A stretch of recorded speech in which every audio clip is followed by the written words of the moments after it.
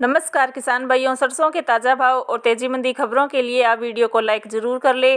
किसान भाइयों, DHD news पर हमने काफ़ी पहले बता दिया था कि सरसों और अन्य तिलहन फसलों में तेजी की संभावना बहुत कम है।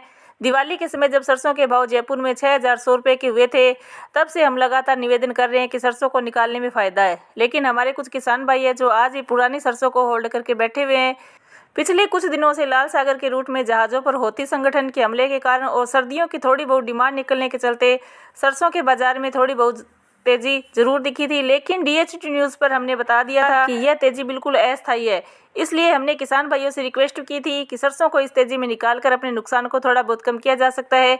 आज की वीडियो में हम सरसों के बाजार का विश्लेषण करेंगे और यह पता लगाने की कोशिश करेंगे कि पुरानी सरसों निकालने के लिए सबसे उपयुक्त समय कब हो सकता है। तो आप इस वीडियो को लास्ट तक पूरा ज़रूर देखें। किसान भाइयों, शनिवार को सरसों में 50 रुपये की गिरावट, क्योंकि सरसों और सोयाबीन में जो तेजी बनी थी वह अस्थायी थी और अस्थायी तेजी ज़्यादा दिन नहीं टिक सकती है। शनिवार को ठीक ऐसा ही देखने को मिला। अंतर्राष्ट्रीय माहौल के बिगड़ने से सरसों में जो तेजी आई थी वह एक ही दिन में हवा होती दिखी। भरतपुर में सरसों के भाव 44 रुपये टूट गए थे और भाव 5,280 के रह गए। इसी तरह से जयपुर में भी 50 रुपये सरसों गिर गई।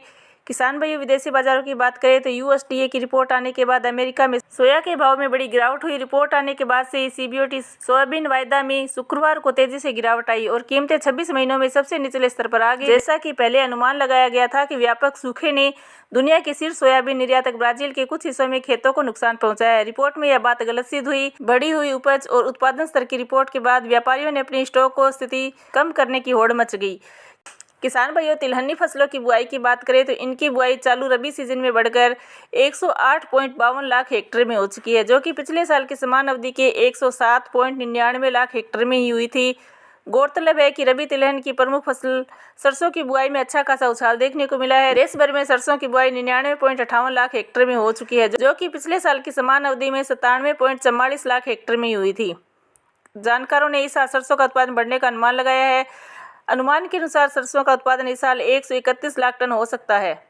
किसान भाइयों, आपकी जानकारी के लिए बता दें कि खाद्य तेलों के आयात और पोर्ट स्टॉक में गिरावट के बावजूद भी इस समय खाद्य तेलों का अच्छा खासा स्टॉक उपलब्ध है। हो सकता है कि निकट भविष्य में बाजार थोड़ी बहुत रिकवरी दिखाने की कोशिश भी करे, लेकिन बड़ी तेजी की उम्मीद नहीं है।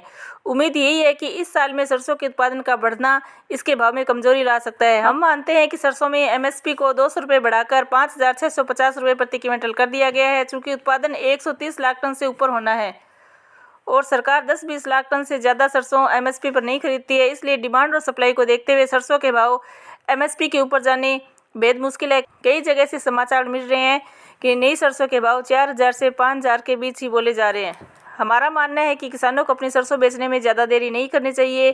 किसान भाइयों, हमारा कार्य बाजार की तेजी मंदी रिपोर्ट से आपको अवगत कराना है। बाकी आप अपना व्यापार अपने विवेक से करें। साथ ही साथ वीडियो को लाइक और चैनल को सब्सक्राइब भी जरूर करें। जय जवान जय किसान।